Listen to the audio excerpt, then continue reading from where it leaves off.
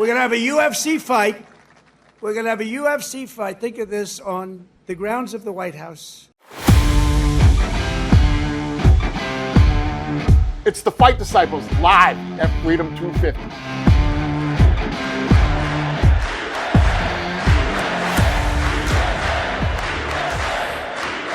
Where do we start with that? I'm going to go big. I'm going to go big. You ready? Go on. I think that's the best event I've ever attended. Ever? Yeah. Fuck it. Well, obviously, the setting was nothing short of spectacular. The delivery of it was faultless, from what I could tell. And the fights, the most important thing, when you get rid of all the bells and whistles, and those are the biggest bells and whistles in the history of Well, they're the controllables. fight sports. They're the controllables. Yeah, The uncontrollables have got to deliver. correct. And the weather did. Number one, the weather did deliver. We had a half-hour delay, but it didn't actually rain. The storm didn't actually hit. And then the fights began. And to have 7 fights on the card, every single one end by knockout Or TKO. Yeah. or TKO Yeah. is just something quite special. But not only that, it's the upsets, isn't it? It's the big moments that you get at this level of professional sport, where it doesn't matter what the odds say, doesn't matter what the bookmakers think, doesn't matter what the fans say, doesn't matter what we say. It matters who does it in the moment, on the night, whose game plan is right, who executes it right, when the stars align for you, and you had all that drama and magic mixed in as well. It was absolutely sensational from start to finish. I know it's slightly cheating this, but it's the first time ever in UFC history that every single fight has finished via TKO or KO. And it was a 50% card. So, okay, so there's a caveat there. Yeah, but yeah. you know what? Who gives a flying fuck? Yeah, It's a same. great headline, and it makes absolute sense. And listen, the UFC delivered when it needed to deliver. And you can't listen. You can be as hater as much as you want. But at the end of the day, we are here because we are fight disciples. We are here because we love fight sports at the very highest level. I'm not talking about having a chuckle on the couch watching Misfits, having a giggle at some of these guys trying to have a go. I'm talking about the creme de la creme, the Champions League, the fucking Super Bowl of fight sports. And when it delivers like that, with performances like that, and upsets and incidents, how can you not come away? I can't consider myself lucky. You're incredibly lucky because you're one of very, very minute amounts of people to actually be within the space on the lawn. I was on the ellipse with 85,000 people. And at the end of the night, everyone had a smile on their face. Everyone was exhausted. Yeah. Everyone, we were like the dead man, but the chants and everything, it was just like, that is the moment that all those people that were there will remember forever. I'll talk about, obviously, being on the South Lawn a little bit later on in the podcast, but you want to talk about fights, don't you? Because I've no doubt that you're still feeling the buzz of every single one of those, including that main event, which delivered one of the... I mean, Joe Rogan was winning it as one of the biggest upsets in MMA history, and I suppose when you're looking at betting lines, you could probably go along and say that that is true. But Justin Gaethje, if anybody deserves a fairy tale moment in MMA, it's absolutely Justin Gaethje. He's been the bonus king. He's delivered so much for fans over the years. Yeah. He's been the Neely man. Yeah. I mean, look at who he had to fight. He had to fight Khabib. He had to fight Charles Oliveira. These are 2 very tough guys, obviously Hall of Famers, Yeah. in order to become the champion. He just fell short. Ilia Topuria is probably going to also go into the Hall of Fame. Yeah. And that performance last night was nothing short of sensational. I genuinely thought he was done in the second round. There was opportunities there for Ilia to take him out with the armbar that he missed on a couple of occasions. But the heart, the guts, the determination to just stay in the dark water was just mind-blowing. And during round 3, I don't know what it was like on the ellipse, but during round 3, I mean, I was obviously on that South Lawn surrounded by Army, Navy, you know, Air Force. yeah, the Marines, the full it. First They were all there. Yeah, yeah. And in that 3rd round, when Justin Gaethje lands that right hand and He buckles them. he buckles him, the chants of USA, everything about it was absolutely, truly sensational. You could just feel the energy start to rise when you're about to see something truly special. Yeah. It was supposed to be Ilia Topuria's night. He was supposed to continue his knockout run. Then we were supposed to be talking about 3 weights and all this type of stuff. Justin Gaethje were having none of it because he's got a massive set of cojones and a heart as big as a bloody lion. And he absolutely deserves it, mate. He deserves the moment. Yeah, listen, absolutely take nothing away from Justin Gaethje. all the credit in the world to Trevor Whitman as well as head coach, who devised a game plan that absolutely worked perfectly. I think that reaching for the single leg, collar tie, uppercuts, little combination move that they designed specifically for Ilia Topuria played out like a T. I think the fight itself played like it scripted perfectly for Justin Gaethje. You know, I remember saying it last night, and I'll repeat it again right now, and I said it a few months ago when we were in Las Vegas when he fought Paddy. You can't out Gaethje. You cannot out Gaethje. What he wants is a firestorm, chaos, just like when skill gets set aside and it's about will and heart and determination. That's what Justin Gaethje is. And, you know, listening to all the propaganda last night about USA 250th anniversary, they pride themselves on that kind of attitude. Yeah. The underdogs, the fucking beaten, you know, this legion of immigrants that have melded together to make a country and fighting against the world chip on the shoulders. Now they've taken over the world, now they're, you know, blah, blah, greatest place in the world, and all that kind of stuff. It just feeds into the whole USA, America, the whole mentality. And Justin Gaethje last night was the epitome of that. When this fight was made as the main event, we kept repeating it. Where does the USA moment come from? Ilia's too good for him. Justin's been there, he's had a go. He's lost to two great fighters. The same fighters who Ilia's knocked out, by the way, Charles Oliveira. Like the run that Ilia Topuria was on, he just looked unstoppable. His confidence just could not be dented. And Justin Gaethje took him to places that he's never been before in his life. But guess what? Justin Gaethje is the general manager of those places. He fucking lives for those moments. And Ilia didn't quit. His corner pulled him out. Let's just make that clear. I know there's this whole no mask thing going around. I get it. It's cool. And that'll probably stick with him a little bit.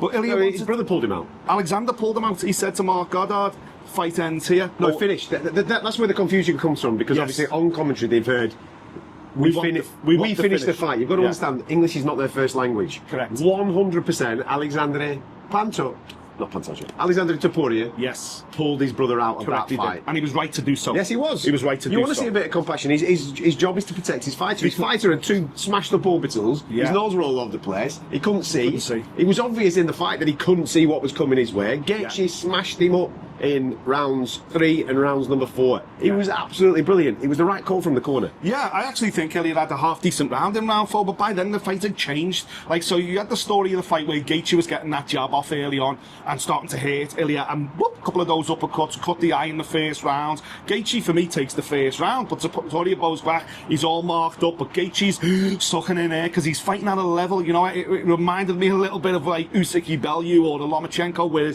the guy is in 5th gear and the guy that you're backing, the favourite's still only in 2nd gear. That's how I saw round number 1. Then, Did you? Yeah. So I give round number 1 to Justin Gaethje. Yeah, 100% he wins the round, but I thought the last minute of round number 1, Topuria just started to figure stuff out. Well, maybe. Started to go through the gears a little bit. Maybe. And then he comes out in round 2, which is Ilya's best round of the fight. Yeah. I think in that round, it's those big lefts to the body. He's really getting under the bang, bang. And it's Gaethje's heart, guts, determination, will, call it whatever you want.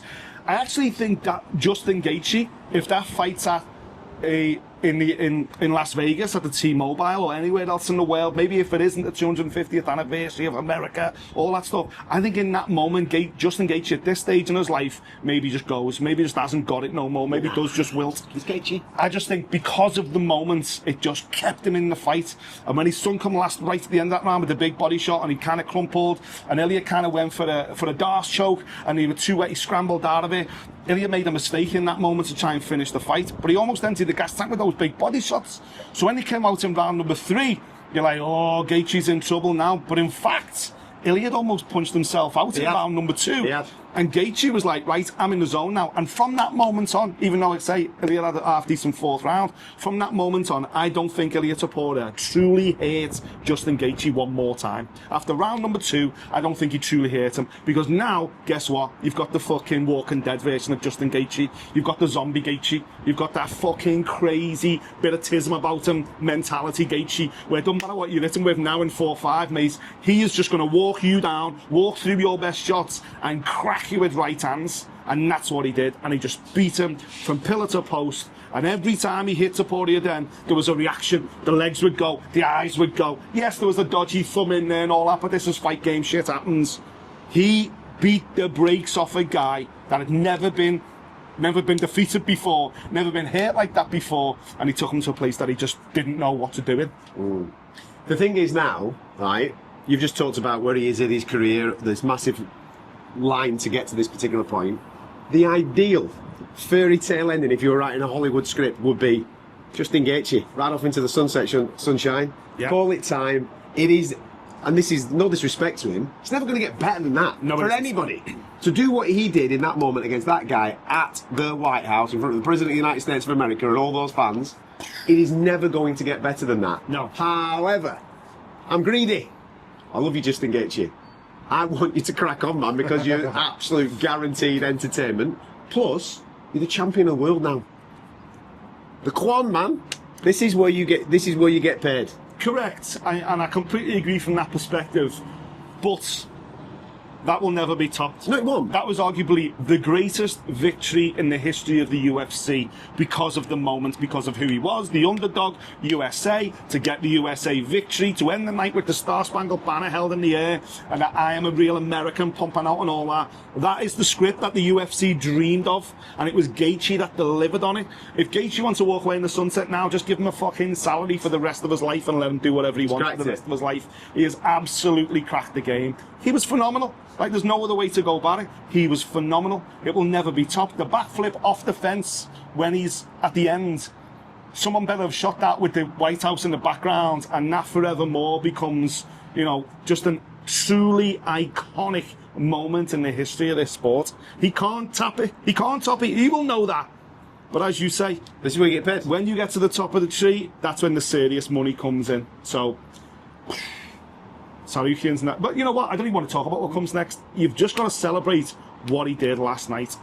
What he did. That was not on my bingo card. Neither was Tyson Fury, by the way. We'll come on to him in a moment.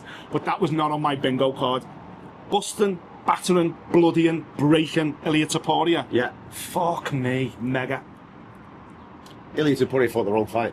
Yes, he did. He tried to Gaethje. And that's not what you do. But he'll learn from that. And this is a big test now for Ilia. You know, he's undefeated in MMA. He's come up against Justin Gaethje, who he was supposed to be out of the run that he's currently on right now. Yes. Gaethje's the one that you'd have probably looked at and gone, he should win that fight. He'll smoke him. But Gaethje was having none of it. So now there's a big test for Ilia Topuria. It's a test of character. It's a test of heart. He showed a lot of that in the fight. He stayed in the fight, and I want to keep pressing. It weren't him. He didn't pull himself out of it. His brother did the right thing and pulled him out of it. I also thought Mark Goddard was absolutely sensational in two moments last night. Best in the biz. Two major moments. End of the third round when the doctor is waving that fight off. Mark just takes a moment and thinks there might be a language barrier here. He allows Ilia just to have that conversation with the doctor. The other doctor, yeah. And then we move the fight on into the fourth round. But then, at the end of the fourth, he actually goes to Alex Topuria and says, check on your brother, make sure he's all right. Look after him. And it was Alex Topuria that looked at his brother, had one little word in his ear, and he said, we are stopping. Yeah. The word he used was finish. We finished the fight. Done. End Yeah. off, right? So Mark Goddard. Well, that was the language, but again, Yeah. we finished the fight. It was exactly what he said. Yeah. And I think people thought, oh, they're sending him out for round 5. They No. want to finish. What he meant was, we're done. Yeah. We're done. We're quitting right here. Yeah. No mas. So, from a Topuria point of view now, I think most people will conclude 170 is going to be a massive step, so I don't think that is on the cards anytime soon. No, Gaethje looked massive. It's going to take a lot of time to come to rest up from that. Yes. It looks like, just from the untrained eye, that he smashed a couple of eye sockets there, so let's see what the crack is with that. Maybe a couple of ribs as well. Oh, that knee at the end was horrible, wasn't it? So, Yeah. a nose, a couple of eye sockets, a rib. It's going to take some time. He's going to need a little bit of a lengthy break. And then we're going to find out what he's all about, because a fight like that, in a moment like that, and losing in the manner that he did, Correct. takes something from you. Yeah. That sheet of armour, that ready Brett glow that you talk about, Yeah. it ain't going to be there no more. No. It doesn't matter how mentally tough he is, there's going to be a little thing in the back of his head where he's thinking, fucking hell, another man can do that to me. Correct. So, I'm looking forward to seeing what the bounce back's like, because this is where we find out just what he is all about. When you're running through people, it's easy, innit? Yeah. In your darkest moments, this is when you find out who you really are. Yeah, listen, I'm a firm believer that a fighter needs to have a serene private life to truly be able to be at the peak of their powers inside the ring or the octagon. I've seen it many times over the But last Teofimo Lopez couple in of boxing did decades. prove us wrong on that, didn't he? But he also has losses in there though as well. Do you know what I mean? And what I'm talking about is you need someone back home looking after the kids, everything's hunky dory, so you can just focus on you. And he's had a lot going on. And I'm not making excuses for Ilia Topuria, not for a second. But what I mean is, there's a lot of things that were wrong privately that maybe fed into the fact that his armour wasn't quite the same. Now, yes, you're right. Psychologically, when you're 17-0 and you lose for the first time, and you lose like that in the magnitude of the fight and everything else, a fight that no one's ever going to stop talking about, and an event no one's ever going to stop talking about, and maybe will never be capped by the UFC. That's a challenge to Dana White. Then, of course, that's going to affect you for the rest of your life. Also, going 20 minutes like that, even if you like a scrap, going 20 minutes in a war like that ain't easy. It doesn't matter. Is your microphone on? Yeah, they're both on, look. They're fine. Oh yeah, you're on. Sorry. Going 20 minutes like that and getting beat up like that affects you as well. As you say, no one's ever done that to him before. No. And a guy that he was supposed to win, he was a 6-1 underdog, Justin Gaethje, does that to Topuria. How do you bounce back from that? Because you ain't unbeatable, you ain't infallible, you can be touched, you can be hurt, you can be stopped. All the things that he'd never even put in his brain before has now played out in front of the biggest audience probably in the history of the UFC. Yeah. But that ain't easy to come back from. But there is a fight. The Paddy fight is now God, yeah. a fight. Fucking right. Off the back of both of those guys taking a beating off Justin Gaethje, Yeah. that is the fight. And only one of them got stopped. And that'll be the narrative. We wait and see. Paddy will be all over that no mass. I never quit. What you quit for? You poked me in the eye twice. What you quit for? There's a, oh yeah, baby. That's the fight. That is absolutely the fight. But again, Topuria for me, I don't think we see him again this year. No, I wouldn't imagine so. I wouldn't imagine so at all. Phenomenal, Justin Gaethje. Congratulations to him. And I think there's a lot of Gaethje fans that watch our stuff. He absolutely deserves that moment. Yeah. After being so close on so many occasions and delivering so many times for us, it's nice that the MMA gods shine down and deliver a little bit of a fairy tale Hollywood moment for somebody. He don't they? deserves it. He is the highlight for a reason, and now he's delivered the ultimate highlight. And you know what? Shout out to his mum and dad as well. He travelled the world supporting him. Yeah, they were sat behind us. When he fought Khabib, it was during lockdown. Yeah. And there was 50, 60 people inside the arena in Abu Dhabi when he lost to Khabib, and his mum and dad were right behind us, and they were devastated. I remember how disappointed they were, and to see them there last night shaking hands with the president, the first lady, and the belt on the shoulders and all that, it's just like, come on, Yeah. buy into it, kids. It's fairy tale stuff. Yeah, he's banging. Also, equally as good for a lot. Yeah, in fact, I'm not going to have a go here at Cyril. I thought Cyril Gann was absolutely sensational. I am going to talk about elbows to the back of the head, right? But I'm putting that on the referee. Yeah. Cyril Gann last night just showed how good he is. I thought from the moment that fight started, he was like, nah, mate, you're this big warrior coming up, three-weight world champion. Yeah. You're going to bully me? This is my town, sunshine. Watch this. Jab, bang, lightning fast. I don't know how it came across on the screens, but I was stood so close to that octagon and I'm watching him thinking, the size was with Alex. But Cyril's speed last night was absolutely sensational, and it just goes to prove it's a very difficult thing to do to go up through them weights. Yeah. Alex cracked him a couple of times. He was using that head kick a lot, wasn't he, to try and get it up there and cause a little bit of bother for Cyril. Cyril rode it. Just rides it with his hands. He's used to taking that type of power. Correct. I just thought he was absolutely incredible. And when he sniffed blood, he went through the gears. Correct stoppage for me, because Alex Pereira was knocked out on his feet. He was. But we will, in a minute, speak about elbows to the back of the head, which I personally think the referee missed, even though there was a lot of movement there. So therefore, he's throwing them elbows down. Alex is scrambling. He's trying to get out of the way, so his head's all over the place and moving, isn't it? So it is what it is. But Cyril Gann, absolutely sensational. Yeah, listen, the last time I saw Cyril Gann, I was really upset with him, and I labelled him a dirty fighter for obvious reasons. Thankfully, we didn't see any eye pokes last night from him.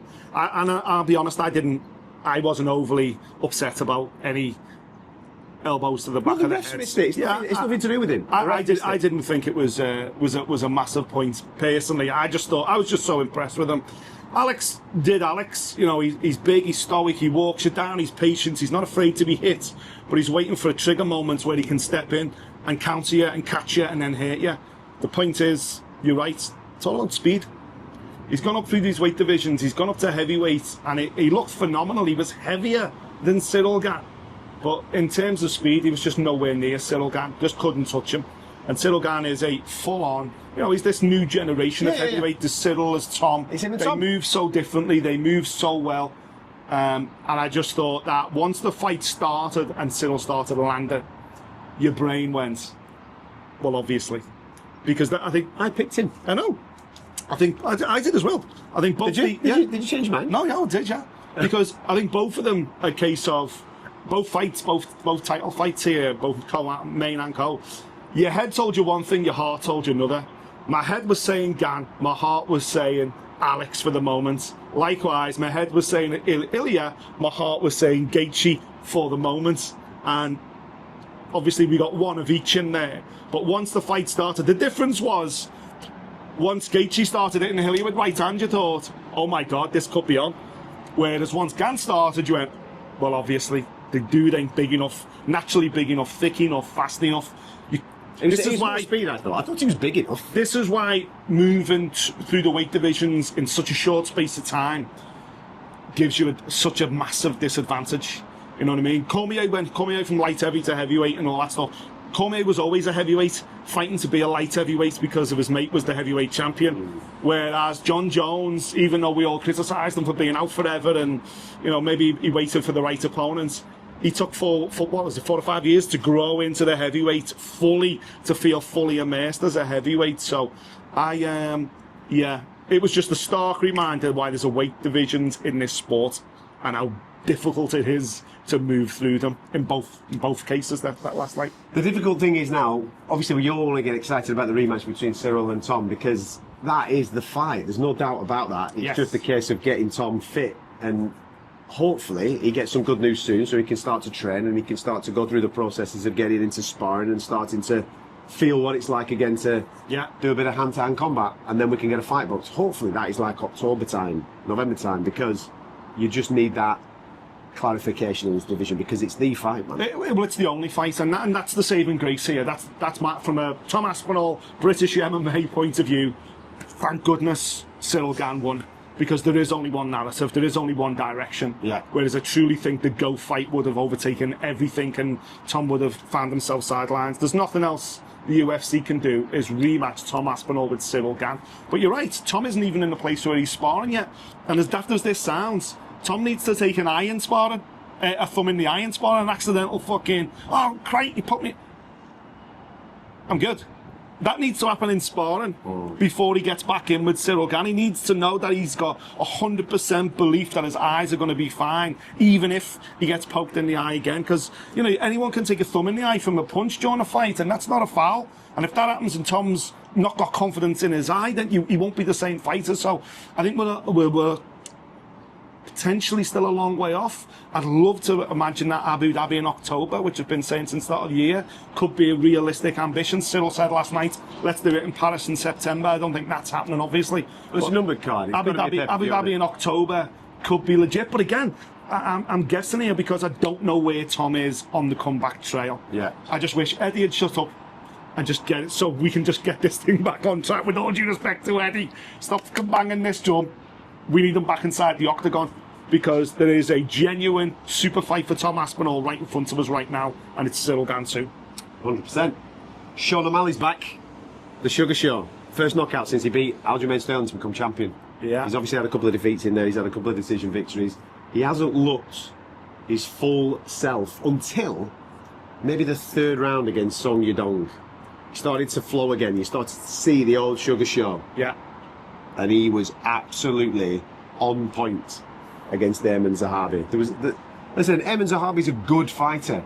Sean O'Malley has the potential to be a great fighter, and that was the difference in the fight. I thought his timing was absolutely exquisite. The way that he was switching stances and catching him clean.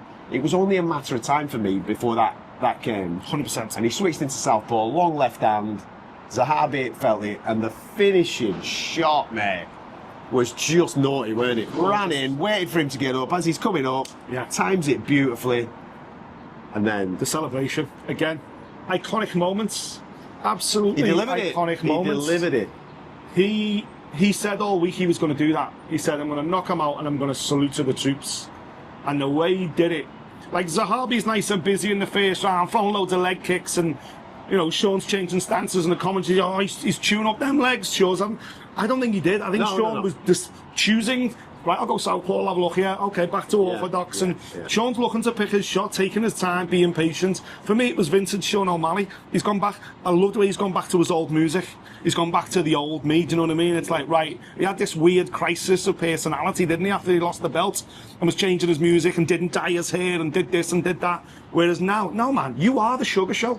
Be the Sugar Show. Yeah. And I think he's convinced himself that he's back to where he was before. And now he's all charging towards the Petr Yan fight. As you say, the finish. Catches him with the left hook. Zahabi falls backwards. As he scrambles back to his feet, Sean, he's just waiting, is he? And as he rises up, and it's the shot you don't see that does the damage, the right hand across the chin, boom, Zahabi's gone. And he was right. Before Zahabi hit the floor, he was in salute mode. 3 times. Absolutely. Knocked it out. We've had some great walkaway KOs in the history of the Absolutely. UFC, but to crack him, and instead of following it to make sure to just fucking give it the full salute in that environment, and then the referee waves it off, come on, man. If that had been the highlight of the night, you'd have been happy. Oh, mate, I thought he'd stall it.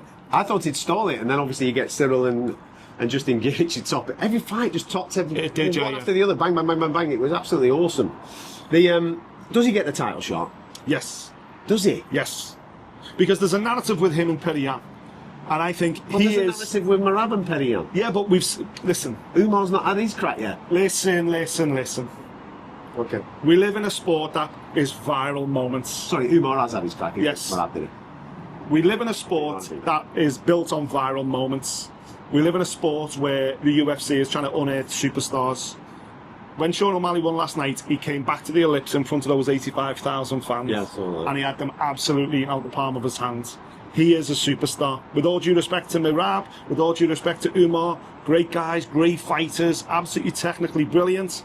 But are they likely to do knockout, salute kind of viral moments? No, they're not. As great as they are as personalities, as characters, they are not superstar personalities. So that is why, for me, fuck it, man. Put Sean at the top of the list, put him back in with Yan, and put him on in with Merab.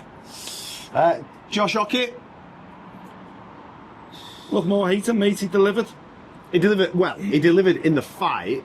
He had a fucking nightmare on the microphone, didn't he? I don't understand why he did it. I don't understand why he's called out the former First Lady in the way that he did. Just absolute stupidity. Well, when we were, hopefully there was a lot of military personnel who thought it was fucking hilarious. Yeah, of course. They all fell about. Listen, it is a joke, but there's a time and a place, isn't there? Time and a place, and he fucked it on the mic. For me, he fucked it on the microphone at that moment. I think the environment within the dignitaries might have been different. The fans thought it was hilarious.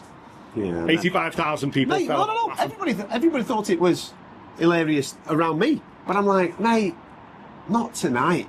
Because think about it, the amount of different media that was there. Of course. I'm on the lawn, right? And they're looking to pick holes out. And there's about 5 members of the MMA media that were actually on the lawn. Yeah. The rest were all the world CNN news and all these types of course. people. Damn, man, don't give anybody any fucking excuse to dig this event out or just dig. You don't want that. No, we love this sport. I don't want people to be reporting today going, this is what they do. This is MMA. This is MMA. Brute. Nah, fuck off. Bro. These are elite sports dudes. And to be fair, his performance against Derek Lewis, we know what level Derek Lewis is currently at. Right? And we know that this is a fight that Donald Trump made. But Hockett did what he was supposed to do. We took him out. He did. And you know what? The comment and all that, come on. Some said a lot worse himself about various other subjects. I'm not really asked. Yeah, but he's not MMA. But in terms he's not MMA though, is he? I know, but in terms of delivering that shot, delivering the finish, he basically, Derek Lewis turned up in shape, looked good, looked strong, but Derek Lewis is not a top a top level heavyweight, and I think Josh Hockett actually is. There was a lot of talk last night of this resemblance, physical stature wise, performance wise, to Cain Velasquez, and I see it. He's got a lot of functional muscle. He's got that incredible wrestling base. He's obviously a natural athlete, being on the 49ers roster as a spell as in the NFL and stuff. And okay, his shtick doesn't really resonate with me and most other people, I think. But that doesn't matter. He has everybody talking. He's on a freight train. Everyone's talking about him. In a very short space of time, he's become a real player in this heavyweight division. I'll tell you what, if Tom doesn't come back this year, would not be surprised if he jumped in and fought Cyril Gane, genuinely. Fucking hell. Wow. Michael Chandler's got some big questions to ask himself, hasn't he? Last night was the night. That was his moment. It won't get any better for Michael Chandler in terms of having a moment to go, you know what, I've given my life to this sport. I'm an all-American family man. Look at my diverse family. My wife's this super surgeon, and, I'm a absolutely ripped to bits, 40-odd-year-old fella, or whatever he is. I've done everything I can possibly do in this sport. He's in his 30s, right? I've done everything I can possibly do in this sport. I'm a massive supporter of Trump, this party, everything else. I'm going to take my gloves off and I'm going to have my moment in front of the White House. I thought that was the perfect time to do it last night. I thought he was going to do it because he just looked way off it, mate. Yeah. He looked way off Not it. for the first time. But we revitalised Maurizio Hufu. We saw him get absolutely marmalised, didn't we, in Paris? Yeah. And since he's moved down under, class, with that Mr. Volkanovski, yeah, he's got his mojo going. He looked good. Well, he's always had the talent. That's why he delivers spectacular knockouts, Maurizio Hufu. What seemed to be lacking is the commitment to the game. Talent's not enough, man. You can't just, talent will only get you so far. He spoke about mental battles last night, didn't he, on the microphone? I thought he was great on the mic. Talent will only get you so far. And I think going out and hanging out with someone like Alexander Volkanovski, a Hall of Famer, and going, wait a minute, you do 3 a day training? Wait a minute, you don't have a cheat day? Wait a minute, your fucking mentality is work, but you're the best in the world, you're the champion, and you go in the gym again? That's what I do. I think that mentality is kind of rubbing off on Hufu. It's like, mate, no matter how good you are, you can't shortcut it. Because when you're sitting on your ass, someone else is training. And they might not have the talent you've got, but they can outwork you. And I think he's starting to add that into his game. And I think being around Volk is definitely bringing out the best in him. And he's still just as explosive, just as entertaining, just as talented. But now the mentality change of, okay, I'm going to take it to the next level. Be interested to see what they do him, matchup-wise. Yeah. Because he's on a bit of a charge now. Yeah, really interesting. He's calling for a title shot already, but, I don't think that's going to happen. But he's in a tough division, that's why. Well, lightweight's unbelievable. Yeah, unbelievable. Bo Nickel. When he won, I thought, there you go, there's your American moment. Yeah. I knew that we still had Josh Hockett and Derek Lewis to come, so there was going to be something there. And obviously these two lads were American as well, but Bo Nickel seemed to be set up to be the poster boy of the event with the Star Spangled Banner and all that type of stuff. Gaethje stole that from him. Well, he's an all-American hero, isn't he, with his wrestling background? And he's a lovely kid. He's a lovely kid, and he's getting better. So fair play to him. I mean, he comes from that collegiate wrestling background, and he's looked good. Then he's had a couple of bumps, and now he really is developing. So I don't really know what to say now, because the development stage continues, doesn't it? He's far from the finished article. Once again, last night you see him go to his comfort blanket, isn't it? Right, I'm going to get you, I'm going to wrestle you, I'm going to take you down, I'm going to move position, everything else. Well, Carl Daukus was ready for that. Carl Daukus was like, okay, well, I've got enough in my locker to be able to defend some stuff down here, not get in too much trouble. I needed to go back to the feet, and he was patient, Carl Daukus. He was losing the first round convincingly just because he was in bottom position. He was putting body triangles on from bottom and stuff, which is negative, but it was just to suck the moment out of Bo Nickel. And then when he went back to his feet, he was thinking, right, this is my moment now. I'm going to have a go. This is where I want to be. Let's get in the striking exchanges. And that's when you're seeing the best of Bo Nickel. Yeah. That lovely left, bam, bam, 2-shot combination. Absolutely brilliant. Well, you could, listen, believe in yourself, son. This is a message for Bo Nickel. I think he does, mate. I think Believe he's all right. in yourself. I think he's got what it takes between his ears. Just takes a little bit more work. He's still a young lad. He's still got plenty of time, hasn't he? Diego Lopez is something else though, mate, let me tell you, because I thought he was getting beat. I thought Steve Garcia come out, brilliant on the jab, and I thought, as the occasion got to Diego, you know what I mean? Stuck in mud, wasn't he? Yeah, I was like, oh my days, this could be a big one, this for me. This was where the upset was going to come. 100%. I know that Steve Garcia's on this incredible run, right? But for me, Diego Lopez, he's top 3-4 in the division, His right? rankings for a reason, yeah. Right. So, when this fight starts, I'm thinking, Diego, you've only got 3 rounds, lad, and you've given him 1. Because Garcia's popping it out, looking absolutely mustard. He's feeling himself. You're thinking he comes out for start of the second round. Fucking hell, Diego, are you going to start up or what? And then he fucking started up. Wow, superb. It was the Steve Garcia show, and you thought, wow, what is going on here? Diego Lopez, man, what are you doing? You just haven't turned up. He was so negative, going backwards all the time, not really committing to the fight. His shots were slow. Steve played with him. Steve Garcia was beating him in every single department until he wasn't. Yeah. Until suddenly he switched on. And then suddenly he had this big... He just timed him, didn't he? Diego Lopez moment, just caught him on the way in. Sensational finish. Then climbs up on top of the fucking cage and stands up like this. The photograph with the White House in the background just went viral within an instant. And you're thinking, there's the moment. Oh my God, that moment there, Diego Lopez on top of the cage. The Mexican Brazilian is going to be the viral moment, the viral image, the meme from UFC Freedom 250. Obviously, it wasn't, because Still is. It's still an iconic one, it went on to become something absolutely memorable, but still. Yeah, Diego Lopez just proven to the world, I'm still one of the best guys in this weight class. He's in a tough place though, because he's had 2 cracks at Volk. Volk's still the king. Yeah. You know, so it's going to be a wait for him, sadly. I think most people will conclude in this division, Movzar's your next man. Correct. For Volk, and we think that might be September, October time, so keep an eye out for that. Well, I'd like to see Diego Lopez now in with Lerone Murphy, maybe even Arnold Allen. I think the 2 British lads have got a good opportunity. He's not been in with any of them. And then if you're Lopez, you're kind of dreaming, you're hoping that Movzar Evloev gets it done, because you've never fought Movzar, and maybe that's a third way to the title. But if he needs inspiration to keep going, the fucking dude in the main event. Yeah. He had 2 cracks previously, fell short, and delivered when it matters. All in all, fight-wise, one after the other, after the other, after the other, after the other, after the other. Listen, 7 fights, 7 KO TKOs. That is the first time in UFC history that has ever happened, where you've got 100% knockout rate on a card. What a place to deliver it. And as I said right at the start of this podcast, covered a lot of fights, been to a lot of events all around the world. We both went to the Sphere. We've seen it. I ain't seen anything like that. That really was a one of one. Best thing I have ever seen. And I'll tell you what else we haven't even mentioned.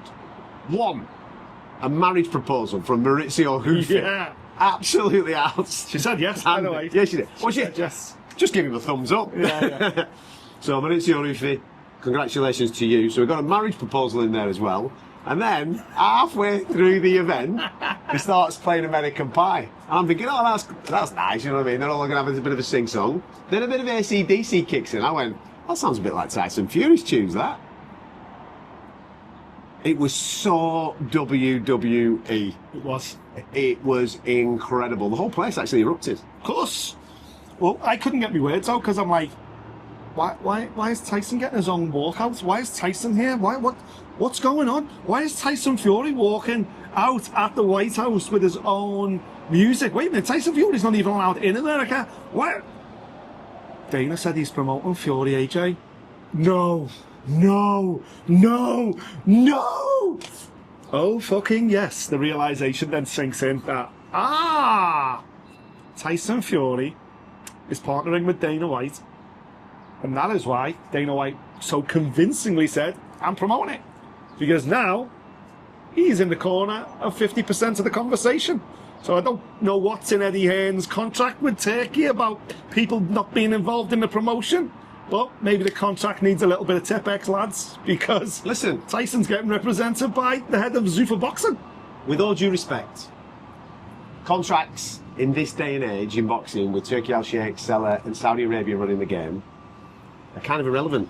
Because if you take them to court and sue them for stuff, they just go, yeah, Sam, fuck off. Well, what they say goes. They run the game. Do you want The big question is this. Do you want the fight to happen? Do you want your guy to make a shitload of money? And if the answer to both of those things are yes, then you're going to have to dance to the tune of the guy that is in charge. The guy that is in charge is Turki Al-Sheikh. Yeah. He is absolutely at the forefront of what you saw last night. Yeah. Because as you just said, Tyson Fury's not been able to get into America. He's now at the White House. On his first trip to America in 5 years, after being banned, he walks out. He's announced. He's presented to America, coming out the White House to his own music. And I know he kind of had an interview with John Anik, and they weren't really clear where they didn't put any dates out there. He didn't say, I've signed with Zuffa Boxing. What he did say was, I'm with Dana White now. Dana's my guy. Conversation started. I tell you what. Fuck Obviously, me. we're still in Washington. I'd love to be listening to TalkSport today. Yeah.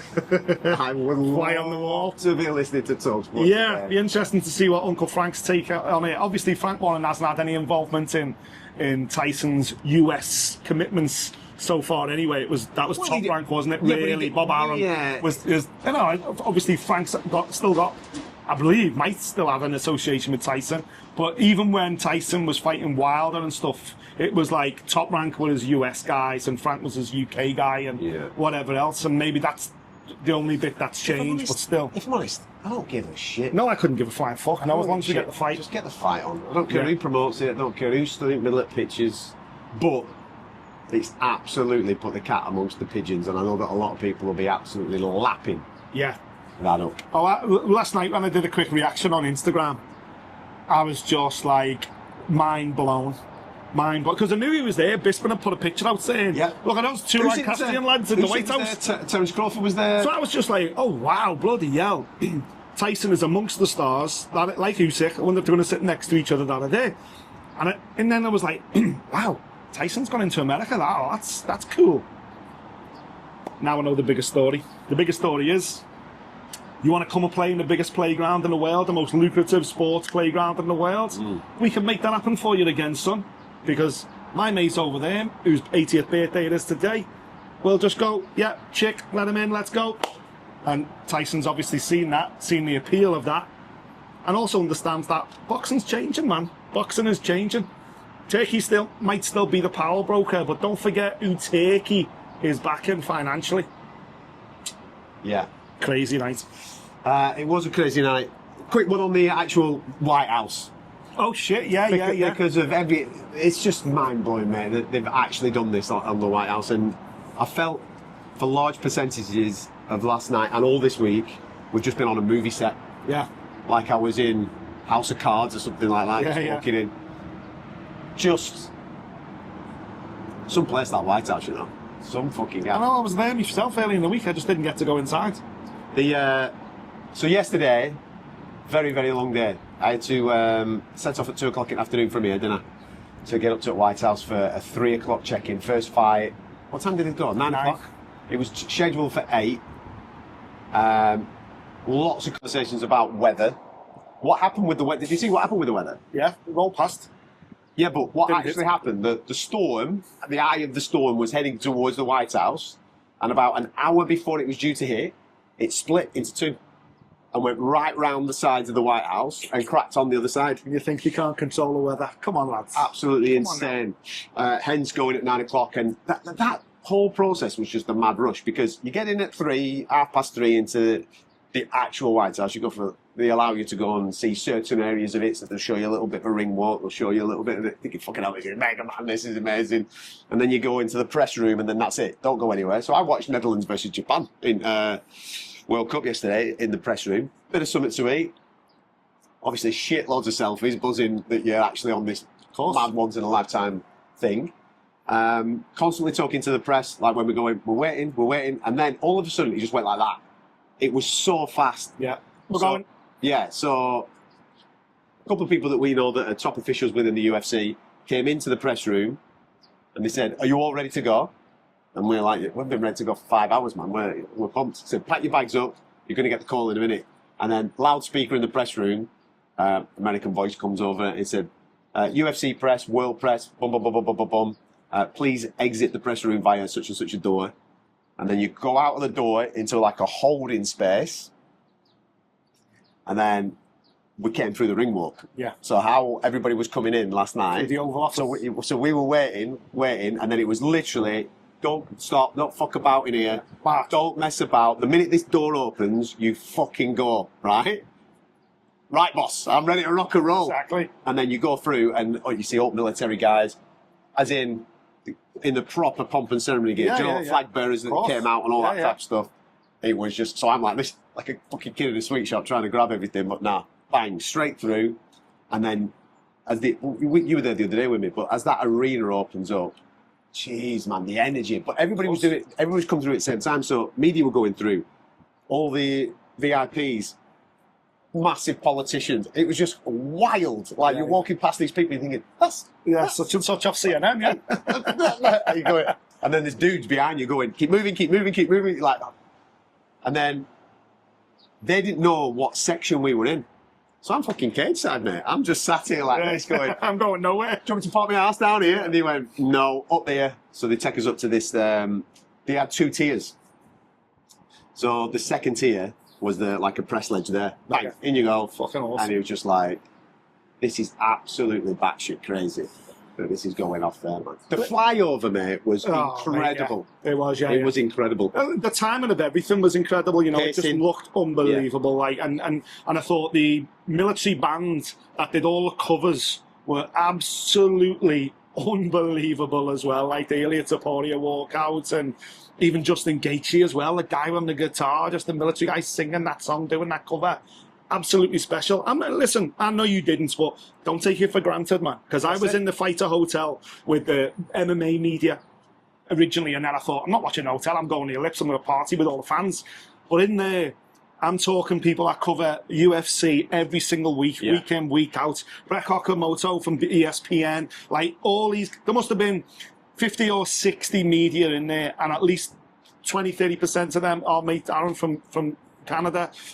You follow UFC every single week, and they weren't afforded a spot next to the cage within that White House enclosure. So you're very lucky, and everyone go, fucking Adam's interviewing Dana White again. Now you know, man's built a fucking relationship with Dana White, and that has allowed him and you and us as Fight Disciples the opportunity to get fucking so closer to the action than 99.9% of other outlets in this fight sport space. So yeah, man, I'm glad you enjoyed it. It looked fucking mega. We Oscar. So Oscar was there. Yeah. And we were the only 2 Brits from media. And obviously, Oscar resides in Las Vegas now, doesn't he? And me and him, we just stood at it. We're never like this, because he's a pro, he's in there, he's doing all this shit and all this type of stuff, and I'm ratting around normally. And both of us at one moment, I can't remember what fight, it might have been before Sean, we both just looked at each other like this and went, should we get a selfie? And he went, I'm glad you asked, because I was about to ask you. And we fucking turned around and just bang, there you go, have some of that. Yeah, it was Mega Man. A true one of one. I don't know where they go from here. I don't know how they top that. I'm sure they'll think of something. Yeah. In 3 weeks' time, Conor McGregor rocks back up, doesn't he? Well, against Max Holloway. I'd like to do Buckingham Palace next. I think that's on the cards.